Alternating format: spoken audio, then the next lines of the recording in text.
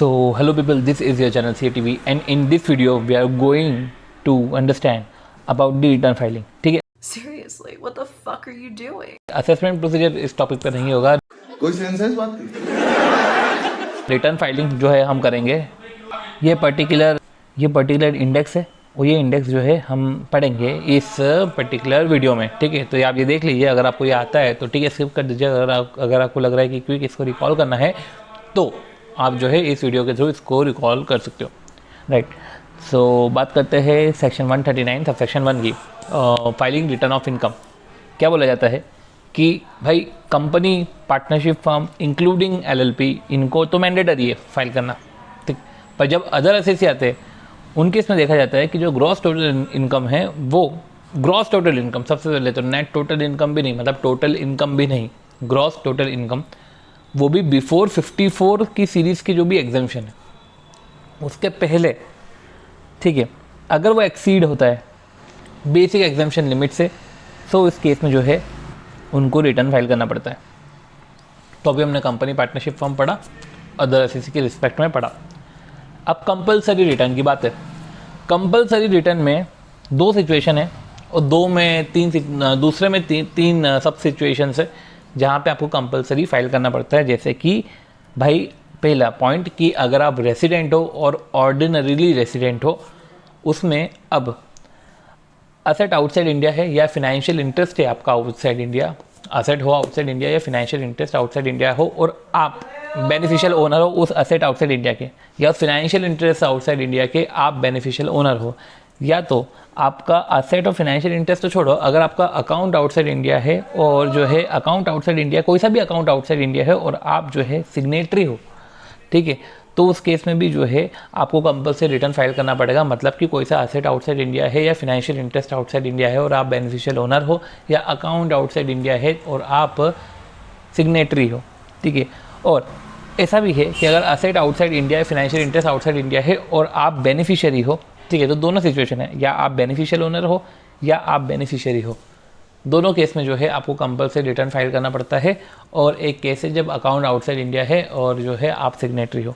तो अभी अपने कंपनी फर्म के रिस्पेक्ट में पढ़ा, अदर एसएसी के रिस्पेक्ट में पढ़ा, कंपलसरी का पढ़ा हमने फर्स्ट वाला पॉइंट. अब सेकेंड वाले पॉइंट की बात करते हैं जहाँ पे ये बोला गया है कि अगर आपका एक या एक से ज़्यादा करंट अकाउंट है और उसमें डिपॉजिट जो है वो 1 करोड़ से ज़्यादा है पूरे फिनेंशियल ईयर में, तो करना पड़ेगा. ये 1 करोड़ गया.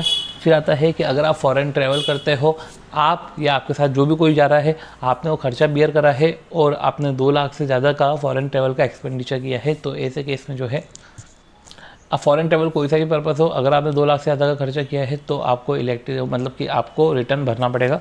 एंड देन इलेक्ट्रिसिटी बिल है और आपका जो है टोटल बिल वो 1 लाख से ऊपर आ रहा है तो आपको जो है रिटर्न भरना पड़ेगा. तो पूरे फिनेंशियल ईयर की लिमिट है. जहाँ पे हमने करंट अकाउंट की बात करी, जहाँ पे हमने 1 करोड़ की बात करी, रही बात 1 करोड़ की, तो उसके बाद हमने फॉरेन ट्रैवल की बात करी जहाँ पे 2 लाख है, और इलेक्ट्रिसिटी बिल है जहाँ पे 1 लाख से ज़्यादा अगर आप पे कर रहे हो तो एक अपने पढ़ा कि अभी अपन ने स्टार्टिंग में पढ़ा था कि कंपनी, पार्टनरशिप फर्म, LLP इनको मैंडेटरी है. फिर अदर एसएसी में हमने GTI का exemption GTI before exemption 54 series exemption. Then हमने जो है एक सिचुएशन पढ़ी थी बेनिफिशियल ओनर, बेनिफिशियरी, सिग्नेटरी की. देन कंपलसरी का सेकेंड वाला पॉइंट था जिसमें 3 सब पॉइंट थे. ठीक है, कि अगर करंट अकाउंट में 1 करोड़ या उससे ज़्यादा का डिपॉजिट है, फॉरेन ट्रैवल है तो आपका 2 लाख से ज़्यादा का खर्चा फॉरेन ट्रैवल में हो रहा है, या इलेक्ट्रिसिटी बिल अगर आप 1 लाख से ज़्यादा का पे कर रहे हैं तब. तो हमने जो है पहला पॉइंट 139(1) पढ़ लिया. अब हम पढ़ रहे हैं due date of filing of return. तो जैसा कि आपको पता है कि जो एसएसी जिसको टीपी की रिपोर्ट फर्निश करनी है उसके लिए ड्यू डेट तो 30 नवंबर है. ठीक है, वो तो वैसे की वैसी है 30 नवंबर. ऑडिट की 1 महीने एक्सटेंड हो गई है, मतलब वो 30 सितंबर की जगह अब जो है 31 अक्टूबर हो गई है. इन द सेंस की कंपनी, ठीक है, एक तो कंपनी आ जाती है या जो है ऑडिट एसएसी जिसकी ऑडिट की रिक्वायरमेंट है, राइट. और अगर पार्टनरशिप फर्म का ऑडिट हो रहा है तो ऐसे केस में पार्टनर का रिटर्न भी जो है ऐसे केस में 31 अक्टूबर तक होता है. तो कंपनी हो गया 31 अक्टूबर जिनका ऑडिट हो रहा है 31 अक्टूबर, और अगर फर्म का ऑडिट हो रहा है तो भी 31 अक्टूबर, उसमें फिर पार्टनर का रिटर्न है वो भी 31 अक्टूबर. ठीक है, बाकी जो अदर केस है उसके लिए 31 जुलाई. अब अगर तुम लोग नए हो तो सब्सक्राइब करो, वो जो लाल वाला बटन है उसके साथ स्कैम करो या फिर महफिल जमाओ, मुझे नहीं पता, बस क्लिक हो जाना चाहिए। नहीं। अब आती बात अपने लॉस रिटर्न की, राइट। तो अपना ये हो गया due date of filing of return. हाँ, थर्ड में अदर पॉइंट है, जैसे कि हमने पढ़ा था कि due date of filing of return. अब थर्ड में हम पढ़ने वाले हैं अदर पॉइंट। अदर पॉइंट में क्या बोलना चाह रहे हैं कि एक बल्क रिटर्न का कंसेप्ट होता है, जहाँ पे असेसी रिटर्न फाइल करता है एम्प्लॉयर को, और एम्प्लॉयर जो है एक बल्क में सारे जब एम्प्लॉय का इनको रिटर्न मिल जाता है तो ऐसे केस में जो है वो डिपार्टमेंट में सबमिट करती है bulk return. However central government exam भी कर सकती है कुछ क्लास ऑफ पर्सन को रिटर्न फाइलिंग करने से कि भाई तुमको रिटर्न फाइलिंग करने की ज़रूरत नहीं है, और अभी तक उन्होंने सिर्फ एक को ही एग्जाम करा है, जो एक अमेंडमेंट है, और वो अच्छा पॉइंट है, इस पर एग्ज़ाम में क्वेश्चन आ सकते हैं। जैसे कि इसमें बोल रहे हैं कि अगर कोई नॉन रेसिडेंट या फॉरेन कंपनी, देखो नॉन रेसिडेंट या फॉरेन कंपनी जो अगर इन्वेस्टमेंट करती है किसी इन्वेस्टमेंट फंड में जो IFSC में सिचुएटेड है, ठीक है, फिनेंशियल सर्विस सेंटर में सिचुएटेड है, तो अगर कोई investment fund international financial service centre में सिचुएटेड है और अगर नॉन रेसिडेंट और फॉरेन कंपनी इन्वेस्टमेंट कर रहे हैं, ठीक है, एंड वहाँ से जब रिटर्न आ रहा है, ठीक है, तो ऐसे केस में जब ये रिटर्न आ रहा है तो ऐसे केस में इन्होंने पे करते समय TDS 194 LBB में काट लिया, ठीक है, और नॉन रेसिडेंट और फॉरेन कंपनी को उस इनकम के अलावा और कोई सी दूसरी इनकम नहीं हो रही है, तो ऐसे केस में इनको रिटर्न फर्निश करना नहीं पड़ेगा, ठीक है। तो बहुत सारी सिचुएशन है, एक तो नॉन रेसिडेंट और फॉरेन कंपनी हो, इन्वेस्टमेंट फंड IFSC में सिचुएटेड हो, फिर TDS काट लिया हो, फिर इनको कोई और दूसरी इनकम नहीं हो रही हो, ठीक है। तो ऐसे केस में जो है सिंपल सी बात है, ऐसे केस में आपको रिटर्न फाइल करने की ज़रूरत नहीं होगी क्योंकि आपका TDS पहले ही 194 LBB में काट लिया गया है। फिर इसका एक्सेप्शन है, एक्सेप्शन ये है कि आपको ये जो एग्जाम्पशन है रिटर्न फाइलिंग करने का वो नहीं मिलेगा अगर नोटिस आया है AO से, ठीक है। अगर असेसी को नोटिस मिला है 143(2) में, 148 में, 153A में अगर नोटिस आया है तो ऐसे केस में आप एग्जाम्पशन का हवाला नहीं दे सकते। आपको फिर AO के केस में जब नोटिस आया है तो आपको नोटिस पे रिस्पॉन्ड तो करना पड़ेगा। फिर आती है बात, अभी अपन ने पढ़ा क्या, 139(1) पढ़ा, due date of filing of return पढ़ा, हमने अदर पॉइंट पढ़ा, ठीक है। फिर आती है बात 139(3) लॉस रिटर्न की, ठीक है। अब लॉस रिटर्न में क्या होता है कि भाई अगर आप किसी असेसी को उस पर्टिकुलर फिनेंशियल ईयर में हुआ है लॉस, ठीक है, तो अगर कुछ पर्टिकुलर फिनेंशियल ईयर में लॉस हुआ है, अब लॉस जो है उसका कैरी फॉरवर्ड तब भी होगा अगर आपने रिटर्न फाइल किया है due date of filing of return के पहले। तो एक असेसी को लॉस है, अब वो सोचे कि यार लॉस है तो मैं रिटर्न फाइल नहीं करूँ तो भैया गड़बड़ हो जाएगी, इन द सेंस कि तुमको लॉस है तो भी भैया due date of filing of return के पहले तो तुम कर दो, ठीक है, due date of filing of return के पहले तुम रिटर्न सबमिट कर दो ताकि तुम लॉस को कैरी फॉरवर्ड कर सको। कैरी फॉरवर्ड करने के लिए आपको ऐसा करना पड़ेगा, सेट ऑफ करने के लिए ज़रूरत नहीं है, सेट ऑफ करने में ऐसे कोई लिमिट नहीं कि due date of filing of return के पहले ही करना पड़ेगा। जब कैरी फॉरवर्ड करना हो तो due date of filing of return के पहले आप जो है रिटर्न फाइल कर दो तो आपका लॉस जो है कैरी फॉरवर्ड हो जाएगा, ठीक। अब कौन से लॉस की बात कर रहा हूँ, सारे लॉस की, ठीक है, बनती बात है। तो सारे लॉस जैसे PGBP लॉस है, ठीक है, बिजनेस में, इसमें फिर 35 AD का लॉस भी स्पेसिफाइड बिजनेस में जो लॉस हो रहा है, कैपिटल गेन में जो कैपिटल लॉस हो रहा है, फिर आता है ओनिंग और मेंटेनेंस ऑफ रेस हॉर्सेस, उसमें अगर लॉस हो रहा है तो ऐसे केस में कैरी फॉरवर्ड करना है, रिटर्न ड्यू डेट के पहले भर दो। पर कुछ लॉस ऐसे हैं जहाँ पे कैरी फॉरवर्ड करने का ऐसा कोई दिक्कत नहीं है, मतलब कि यहाँ पे कैरी फॉरवर्ड करने के लिए रिटर्न टाइम पे फाइल करने का कंडीशन नहीं है, जैसे कि हाउस प्रॉपर्टी लॉस और अनएब्जॉर्ब डेप्रिसिएशन। तो जो हाउस प्रॉपर्टी और लॉस और अनएब्जॉर्ब डेप्रिसिएशन है वहाँ पे आप कैरी फॉरवर्ड कर सकते हो बिना, ठीक है, बिना इस कंडीशन के कि आपको due date of filing of return के पहले रिटर्न भरना है। तो हमने क्या पढ़ा, कैरी फॉरवर्ड करने के लिए due date of filing of return के पहले रिटर्न फाइल कर दो, ये लॉसेस की लिस्ट है और ये लिस्ट में से ये एक्सक्लूड है, मतलब कि ये तो वैसे भी कैरी फॉरवर्ड हो जाएगा।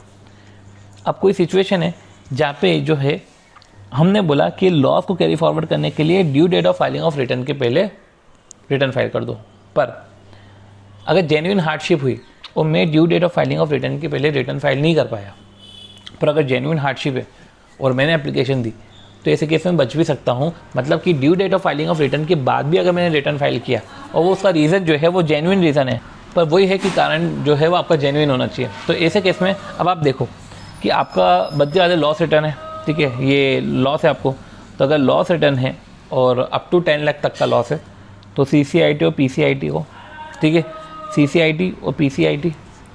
और फिर अगर 10 लाख से ज़्यादा 50 लाख तक है तो CCIT में एक सी और जोड़ दो, PCIT में एक सी और जोड़ दो, तो CCIT और PCCIT, और बाकी अगर 50 लाख से ज़्यादा है तो ऐसे केस में CBDT जो है आपको रिलीव करेगी। तो हमने जो है लॉस रिटर्न की बात कर ली, ठीक है। अब हम बात कर रहे हैं बिलेटेड रिटर्न की। ओके, अब बात आती है बिलेटेड रिटर्न की। हमने लॉस रिटर्न की बात करी, अब बिलेटेड रिटर्न में क्या होता है कि देखो प्रीवियस ईयर है, आपको उसका रिटर्न फाइल करना पड़ता है, डेट हमको पता है, ठीक है। हमने असेसमेंट ईयर में 31 जुलाई की बात करके रखी थी, राइट। अब बोल के रखा है कि आप रेलेवेंट असेसमेंट ईयर के एंड तक आप बिलेटेड रिटर्न फाइल कर सकते हो। सपोज करो कि आप जुलाई में नहीं कर पाए तो ठीक है, उसका असेसमेंट ईयर एंड कब हो रहा है, 31 मार्च को ना, तो ऐसे केस आप 31 मार्च तक कर देना। तो रेलेवेंट असेसमेंट ईयर का एंड और completion of assessment whichever is earlier, जो भी अर्लियर हो, ठीक है, तब तक आप जो है बिलेटेड रिटर्न फाइल कर सकते हो, ठीक है। तो जो भी अर्लियर हो, अगर रेलेवेंट असेसमेंट ईयर के पहले असेसमेंट हुआ है तो दोनों में से कौन अर्लियर है, ये वाली डेट। रेलेवेंट असेसमेंट ईयर के बाद में जो है कंप्लीशन ऑफ असेसमेंट हुआ है तो दोनों में से क्या अर्लियर है, ये। तब तक आप बिलेटेड रिटर्न फाइल कर सकते हो। अब याद रखना कि आपने बिलेटेड रिटर्न फाइल करा है, मतलब आपने ड्यू डेट पे तो कुछ फाइल नहीं करा, आपने बिलेटेड रिटर्न ही करा है। तो ऐसे केस में जो है आपको 234A का इंटरेस्ट लगेगा, ठीक है। 234F में फ़ीस लगती है, और फीस में क्राइटेरिया ये रहता है कि अगर आपने चलो 31 जुलाई तक नहीं करा, आप लेट हो गए, तो आपने 31 दिसंबर तक करा तो 5000 की फ़ीस है, 31 दिसंबर के बाद करा तो 10,000 की फ़ीस है। नोट करना कि अगर आपकी टोटल इनकम मतलब नेट इनकम 5 लाख तक है तो ऐसे केस में आपकी फ़ीस जो है वो 1000 है। फिर बात आती है कि आपको ऑब्वियस सी बात है कैरी फॉरवर्ड ऑफ लॉस तो नहीं मिलेगा। फिर एक और चीज़ है कि जो इनकम बेस्ड डिडक्शन होते हैं वो भी आपको नहीं मिलेंगे, और साथ ही साथ अगर होना चाहे तो आपका बेस्ट जजमेंट असेसमेंट हो सकता है। तो हमने 234A पढ़ा, सेक्शन जो याद करने के वो तो कर लेते हैं कि 234A पढ़ा, 234F पढ़ा, वो हो सकता है आपका, ठीक है। फिर एक 144 में बेस्ट जजमेंट असेसमेंट हो सकता है, कैरी फॉरवर्ड ऑफ लॉस नहीं होगा, इनकम बेस्ड डिडक्शन नहीं मिलेगा, इस तरीके से बिलेटेड रिटर्न हमने पढ़ा, ठीक है। तो हमने 139(1) पढ़ा, due date of filing of return पढ़ा, कुछ अदर पॉइंट्स पढ़े, साथ ही साथ 139(3) में लॉस रिटर्न पढ़ा, 139(4) में बिलेटेड रिटर्न पढ़ा। अब 139(5), 139(9) पढ़ने वाले हैं, ठीक है। तो 139(5) क्या बोलते हैं, रिवाइज्ड रिटर्न की बात बोल रहा है। रिवाइज्ड रिटर्न गलत हो गया, कुछ भी गलत हो गया तो रिवाइज़ कर रहा हूँ मैं। अब कौन कौन से रिटर्न की बात, 139(1) नॉर्मल रिटर्न को भी रिवाइज़ कर सकते हैं, इनफैक्ट 139(3) और 139(4) वो लॉस रिटर्न को भी रिवाइज़ कर सकते हैं। तो ऐसे केस में आप रिवाइज़ कर रहे हो रिटर्न के थ्रू, अगर आपने पुराना रिटर्न भरा है और आप इसको अगर रिवाइज़ कर रहे हो तो रिवाइज़ भी जो है वो रिटर्न के थ्रू ही होगा। कोई सोचे कि मैं तो एक एडिशनल पेपर दे देता हूँ और उसके थ्रू मैं उनको बोल देता हूँ कि ये चेंज कर लेना। सपोज़ करो रिटर्न में है 10 पॉइंट और मैं 2 पॉइंट पे पेपर दे रहा हूँ उनको, और ये बोल रहा हूँ कि वो जो पहले के 2 पॉइंट है ना, उस 2 पॉइंट में ये चिपका देना, ये 2 पॉइंट रख देना। तो ये मैं एक तरीके से अमेंडमेंट की बात कर रहा हूँ ना, ये अमेंडमेंट नहीं चलेगा, ठीक है, प्लेन लेटर नहीं चलेगा, आपको बाकायदा रिवाइज रिटर्न ही भरना पड़ेगा। और कमाल की बात यह है कि बिलेटेड रिटर्न भी रिवाइज हो सकता है, और जो रिवाइज रिटर्न की जो ड्यू डेट है वो बिलेटेड रिटर्न वाली ही ड्यू डेट है, ठीक है, कि end of relevant assessment year और completion of assessment whichever is earlier, ठीक है। तो जब भी आपको रिटर्न में कुछ ओमिशन या रॉन्ग स्टेटमेंट दिखे तो आप ऐसे केस में जो है उसको रिवाइज़ कर सकते हो। अब ये याद रखना कि कंप्लीशन ऑफ असेसमेंट के बाद, जब एक बार असेसमेंट आपका कंप्लीट हो गया उसके बाद आप रिवाइज़ नहीं कर सकते। पर समझो अगर किसी को इंटीमेशन आया 143(1) का, तो क्या उसके बाद वो रिवाइज़ कर सकता है? तो सुनो, मैंने अभी क्या बोला कि कंप्लीशन के बाद नहीं कर सकते।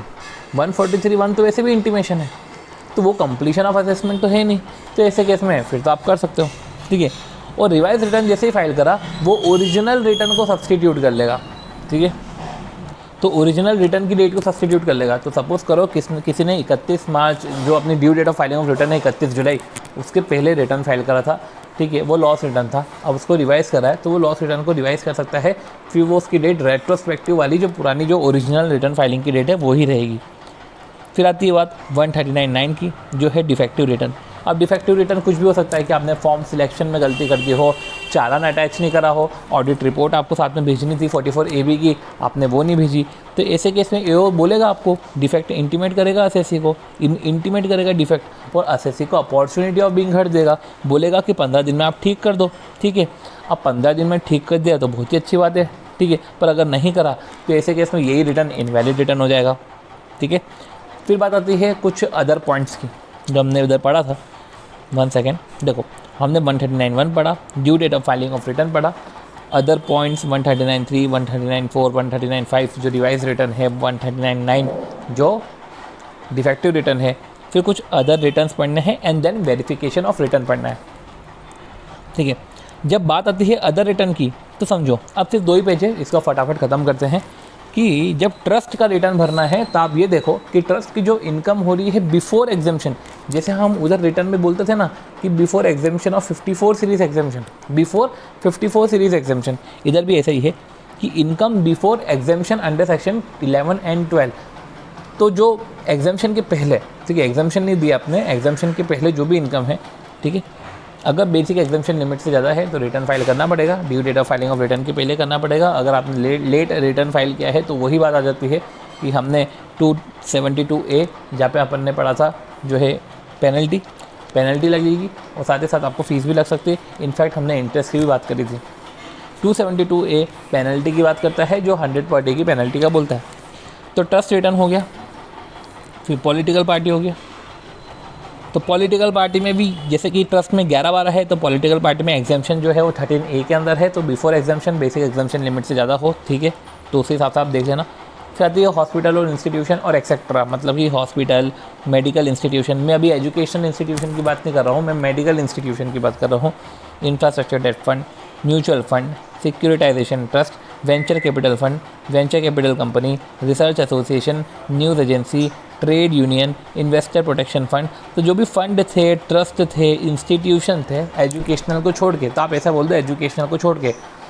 तो पॉलिटिकल पार्टी में जैसे हमने 11-12 पढ़ा, हमने जो है पॉलिटिकल पार्टी सॉरी ट्रस्ट में 11-12 पढ़ा और पॉलिटिकल पार्टी में 13A पढ़ा, तो इधर जो है वो है 10 की एग्जाम्पशन। तो 10 के एग्जाम्पशन के पहले अगर वो जो इनकम है वो बेसिक एग्जाम्पशन लिमिट से ज़्यादा है तो रिटर्न फाइल करना पड़ेगा। साथ ही साथ जो कॉलेज और यूनिवर्सिटी की बात करी थी उधर तो एक्सेप्शन वाला सीन नहीं है, उधर तो मैंडेटरी ही है। फिर जो बिजनेस ट्रस्ट की बात हो रही है, अभी मैंने आपको क्या बोला था कि जो ट्रस्ट है वो ट्रस्ट सब ऊपर कवर है, ठीक है। तो ये याद रखना कि इधर सिक्योरिटाइजेशन ट्रस्ट कवर है, इधर बिजनेस ट्रस्ट नहीं है, क्योंकि बिजनेस ट्रस्ट तो नीचे कवर है, ठीक है। तो ये बोला गया है कि जब बिजनेस ट्रस्ट है उधर मैंडेटरी है, ठीक है, और इन्वेस्टमेंट फंड में भी मैंडेटरी है। तो ये जो है इतने सारे फंड हमने इधर पढ़े, तो इधर इन्वेस्टमेंट फंड नहीं आता क्योंकि वो नीचे आएगा, और इसमें बिजनेस ट्रस्ट भी नहीं आता क्योंकि वो नीचे आएगा, और दोनों केस में मैंडेटरीली ही रिटर्न फाइल करना है, राइट। तो नोट करना कि जो इन्वेस्टमेंट फंड है इधर, ये इन्वेस्टमेंट फंड 115 UB के हैं, ठीक है, सेक्शन 115 UB। और जो बिजनेस ट्रस्ट है वो रियल इस्टेट इन्वेस्टमेंट ट्रस्ट है, ठीक है। फिर तो देखो हमने इधर ये भी लिख लिया है कि देखो इधर रियल इस्टेट इन्वेस्टमेंट ट्रस्ट नहीं आता है, साथ ही साथ इन्वेस्टमेंट ट्रस्ट नहीं आता, इंफ्रास्ट्रक्चर फंड नहीं आता, क्योंकि जो है वो नीचे कवर है और इनको मैंडेटरीली ही रिटर्न फाइल करना है।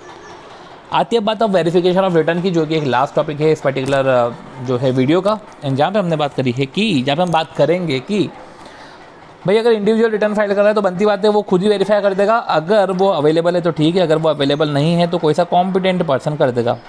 जब बात आती है HUF की, तो पता है सबको कि करता है तो अच्छी बात है, अगर नहीं है तो कोई सा एडल्ट मेंबर कर देगा। पार्टनरशिप फर्म है तो उसमें मैनेजिंग पार्टनर करेगा, वो है तो ठीक है, अगर नहीं है तो कोई एडल्ट पार्टनर कर देगा। LLP है तो उधर मैनेजिंग नहीं होता वर्ड यूज़, उधर डेजिग्नेटेड पार्टनर यूज़ होता है। अगर आपने देखा भी हो तो डिपिन करके हम बोलते हैं, ठीक है, तो उधर एक नंबर भी होगा तो डिन और डिपिन बोलते हैं। तो डेजिग्नेटेड पार्टनर है तो अच्छी बात है, अगर नहीं है तो एडल्ट नहीं है, दोनों में ही अंतर है, इधर डेजिग्नेटेड पार्टनर और एडल्ट पार्टनर भी नहीं, एनी पार्टनर, ठीक है। अब आते हैं वापस मैनेजिंग पे आ गए, वापस मैनेजिंग वाली दौड़ में आ गए, ठीक है। तो मैनेजिंग डायरेक्टर अगर वो है तो ठीक है, अगर नहीं है तो कोई सा, अब इधर एडल्ट नहीं अदर बोला है, जहाँ आप बोल सकते हो एनी डायरेक्टर, ठीक है, तो इधर एनी आ गया। फिर अगर कंपनी लिक्विडेशन में तो लिक्विडेटर, कंपनी अगर इंसॉल्वेंसी रिजोल्यूशन में है तो रिजोल्यूशन प्रोफेशनल, इंसॉल्वेंसी प्रोफेशनल कर देगा। पॉलिटिकल पार्टी में ही पर्टिकुलर एक याद आता है कि पॉलिटिकल पार्टी में ही वर्ड जो है वो CEO यूज़ होता है, बाकी लोकल अथॉरिटी है वहाँ पे प्रिंसिपल ऑफिसर। तो ये कुछ वर्ड्स है यूनिक कि पॉलिटिकल पार्टी में CEO, लोकल अथॉरिटी में प्रिंसिपल ऑफिसर और अदर केस में वापस आती है बात कॉम्पिटेंट पर्सन की, जो हमने इंडिविजुअल के केस में पढ़ लिया था, राइट।